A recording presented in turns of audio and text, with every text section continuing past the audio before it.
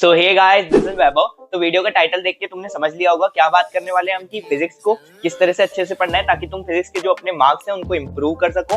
तो मैं 4 points discuss करने वाला हूं जिसमें मैं 4 क्रूशियल स्टेप्स के बारे में बात करूंगा। तो बिना टाइम वेस्ट किए मैं फर्स्ट पॉइंट से शुरू करता हूं। So first point is short note. तो अब तुम में से काफी लोग के ये डाउट रहते हैं कि क्या हमें अभी नोट्स बनाने चाहिए या नहीं बनाने चाहिए। तो अगर तुम मुझसे यही सवाल 2-3 महीने पहले पूछते तो मैं कहता कि हाँ, तुम्हें नोट्स बनाने चाहिए। बट अगर तुम अभी से ही शुरू कर रहे हो तो तुम नोट्स बनाना अवॉइड कर सकते हो। बट एक चीज जो मैं तुम सबको रिकमेंड करूंगा, चाहे तुम 2 साल से पढ़ रहे हो, चाहे तुमने अभी पढ़ना शुरू किया, चाहे तुमने 2 महीने 3 महीने पहले पढ़ना शुरू किया, वो है शॉर्ट नोट्स बनाना। शॉर्ट नोट्स बनाने से तुम्हें सबसे अच्छा फायदा ये होता है कि तुम बहुत कम टाइम में पूरे चैप्टर का जो क्रिस्प चीज है उसको तुम रिवाइज कर सकते हो। उसके बाद अब तुम्हारे दिमाग में यही आ रहा होगा कि ठीक है, शॉर्ट नोट्स बनाने हमें पता चल गया, बट कैसे बनाने वो हमें नहीं पता है, वो भी बता दो। तो देखो, इसके लिए मैंने अपने खुद के शॉर्ट नोट्स भी शेयर कर रखे हैं, वो मेरे ऐप में तुम जाके चेकआउट कर सकते हो, लिंक डिस्क्रिप्शन में दे दूंगा। बाकी कैसे बनाने होते हैं वो मैं तुम्हें अभी बता देता हूँ, ठीक है। तो तुम जैसा कि स्क्रीन पे ये देख पा रहे होगे, तुम्हें क्या करना होता है, जैसे तुमने पेज लिया, उसको तुमने 2 लाइन खींची, उससे तुम क्या कर सकते हो, 3 जो कॉलम्स हैं उनमें तुम डिवाइड कर सकते हो उस पेज को, ठीक है। उसके बाद क्या करो, #1 लिखो, जो भी तुम्हारा पहला कंसेप्ट है उस चैप्टर में इंपॉर्टेंट वो लिखो। उससे रिलेटेड जो भी तुम्हें लिखना है, जो भी फॉर्मूला वगैरह तुम्हें लगता है इंपॉर्टेंट है वो तुम लिखो। उसके नीचे अंडरलाइन खींचो, फिर #2 #3, इस तरह से तुम जो 1-2 पेज है इनमें जो भी पूरा चैप्टर है उसको अपने शॉर्ट नोट्स में कवर कर सकते हो। कोशिश तुम्हारी यही रहनी चाहिए कि क्योंकि तुम्हें कम टाइम लग रहा है शॉर्ट नोट्स को रिवाइज करने में, तो तुम फ्रीक्वेंट रिवीजन्स और रिपीटेड रिवीजन्स कर पाओ एक ही पर्टिकुलर चैप्टर के, ठीक है। तो दूसरा पॉइंट मेरा आता है वो है क्वेश्चंस, ठीक है। अब देखो, जो फिजिक्स है, फिजिक्स अभी भी मोस्टली अबाउट न्यूमेरिकल्स है।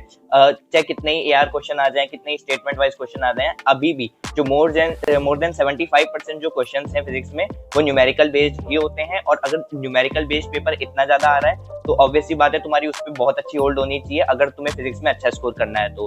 और न्यूमेरिकल्स पे अच्छा स्कोर करने का एक ही तरीका है, वो है प्रैक्टिस। तुम्हें बहुत सारे क्वेश्चंस प्रैक्टिस करने होंगे, अपने जो भी मॉड्यूल्स वगैरह हैं उनको यूज कर सकते हो। अगर उसके अलावा भी कोई टाइम मिल जा रहा है तो तुम जो DC पांडे बुक है वो यूज कर सकते हो, मैंने भी अपने टाइम पे की थी।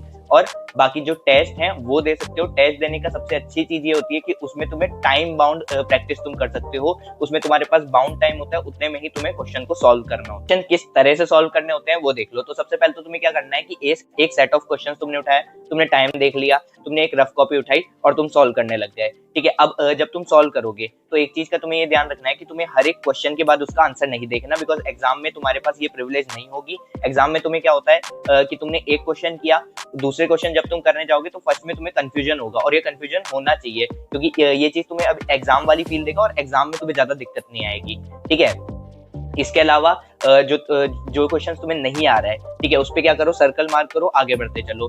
जो क्वेश्चन उसके बाद तुमने ये सॉल्व कर लिया, अब जो क्वेश्चन नहीं आ रहे थे उनको सॉल्व करो, ठीक है। अब चाहे गलत हो चाहे सही हो, उसको थोड़ा सा टाइम दो, सॉल्व करो। नहीं हो रहा उसका एक बार सॉल्यूशन देखो और उसको फिर से खुद से सॉल्व करने की कोशिश करो, ठीक है। और कुछ ऐसे क्वेश्चंस होंगे जो तुमने गलत कर दिए तो उनपे क्या कर दो, उनपे स्टार मार्क कर दो। अब ये जो 2 तरह के क्वेश्चंस होंगे जो तुमसे नहीं हुए थे और दूसरे जो तुमसे गलत हुए जिन पे तुमने स्टार मार्क किया, ठीक है, अब उनको तुम्हें बाद में जब तुम रिवीजन कर रहे होगे उस टाइम पे सॉल्व करना है, ठीक है। तो ये तो हो गई कि अभी जो पर्टिकुलर जो भी तुम्हारे क्वेश्चंस हैं उनको तुम्हें किस तरह से अप्रोच करना चाहिए। अब जो न्यूमेरिकल्स है उनके लिए थोड़ी सी अप्रोच अलग होती है। न्यूमेरिकल्स को किस तरह से अप्रोच करना है वो देख लो, ठीक है। तो उनके लिए ना तुम्हें क्या करना है, तुम्हें 3 स्टेप्स देखने हैं। सबसे पहले तुम्हें क्या करना होगा, उसको रीड करना होगा, ठीक है। उसके बाद दूसरी चीज तुम्हें क्या करनी होगी, उसे इंटरप्रेट करना होगा। इंटरप्रेट ध्यान से सुनना, इंटरप्रेट में क्या होगा कि तुम्हें देखना है कि उसमें तुमसे क्या क्या तुम्हें दिया गया है, क्या क्या चीजें तुम्हें प्रोवाइड की गई है और तुमसे क्या निकालने को पूछा गया है, ठीक है। उसके बाद एक चीज तुम्हें देखनी है कि वो किस चैप्टर से लिया गया है, ठीक है। खुद के मन में ये सोचना है, लिखने की जरूरत नहीं है, दिमाग में सोचना है कि किस चैप्टर से वो लिया गया है, किस टॉपिक से वो आया होगा, उसके किस सब टॉपिक से लिया है, फिर वो किस कंसेप्ट से है और उसमें क्या फॉर्मूला लग रहा है। ये तुम दिमाग में अगर इस वे में सोचोगे तो तुम्हारा जो दिमाग होगा वो इस चीज पे अडेप्ट कर जाएगा और तुम हर क्वेश्चन को इसी तरह से अप्रोच करने लगोगे, ठीक है। और फिर तीसरा जो स्टेप है वो है तुम्हारा कैलकुलेशन, जिसमें तुम जो भी फॉर्मूला आया है उसमें जो भी वैल्यूज तुम्हें दी हुई है उनको तुम लिखोगे और उसका आंसर निकालोगे, ठीक है। अब तुम क्या कर सकते हो, अब तीनों स्टेप को 30-30 सेकंड दे सकते हो, ठीक है। अब जब अगर तुम कोई एक न्यूमेरिकल 1.5 मिनट में सॉल्व कर पा रहे हो तो वो बहुत अच्छी बात है। तुम बाकी क्वेश्चंस में जो अपना टाइम है वो सेव कर जाओगे तो तुम 1.5 मिनट में भी अगर कोई न्यूमेरिकल कर रहे हो वो कोई दिक्कत वाली बात नहीं है। अब जो तीसरा पॉइंट हमारा है वो है एनालिसिस। एनालिसिस तुम्हें किस चीज का करना है, तुम्हें क्वेश्चंस का करना है जो तुमने सॉल्व किए या तुमने जो टेस्ट में देखे। अब देखो क्या होता है ना कि जब तुम्हें तुम्हारे टीचर ने पढ़ाया तो वो कुछ सेट ऑफ क्वेश्चंस तुम्हें कराता है, जिस तरह के क्वेश्चंस बार बार नीट में पूछे जाते हैं वो, ठीक है। तो उस तरह के क्वेश्चंस तो तुम्हें अधिकतर क्या होता है समझ में आ जाते हैं। उस तरह के क्वेश्चंस में अगर मैं तुम्हें वैल्यू चेंज करके या थोड़ा सा ट्विस्ट करके भी दे दूं तो भी तुम सॉल्व कर लोगे। बट जब तुम बहुत सारे क्वेश्चंस लगाने बैठोगे ना तो क्या होगा कि कुछ इस तरह के क्वेश्चंस निकल के आएंगे जो थोड़े से ज्यादा ही ट्विस्टेड होंगे, जिसमें तुम्हें जो कन्वेंशनल वे है, जिस तरह से तुम्हारे टीचर ने कराया है क्वेश्चन, उस तरह से नहीं होंगे। कुछ अलग चीज देके कुछ दो अलग टर्म्स देके तुमसे कुछ तीसरा अलग टर्म पूछा हुआ होगा। इस केस में क्या करना होता है ना कि हो सकता है कि तुमसे पहली बार में वो क्वेश्चन नहीं बने, ठीक है। तुम्हें क्या करना है, तुम्हें उसको एनालाइज कर लेना है।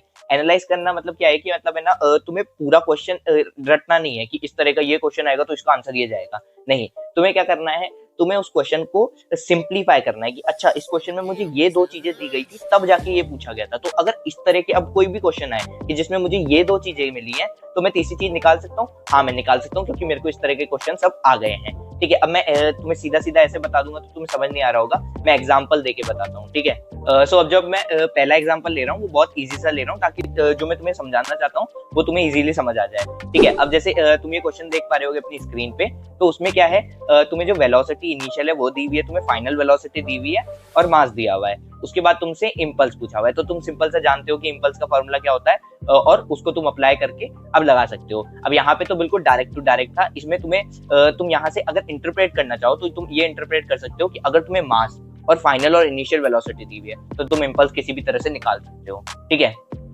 अब थोड़ा सा एक इसका ही थोड़ा सा टफ एग्जांपल लेता हूँ जिससे तुम्हें जो कंसेप्ट है वो और अच्छे से क्लियर हो जाए। तो अभी तुम एक ये दूसरा क्वेश्चन देख पा रहे होगे, ठीक है।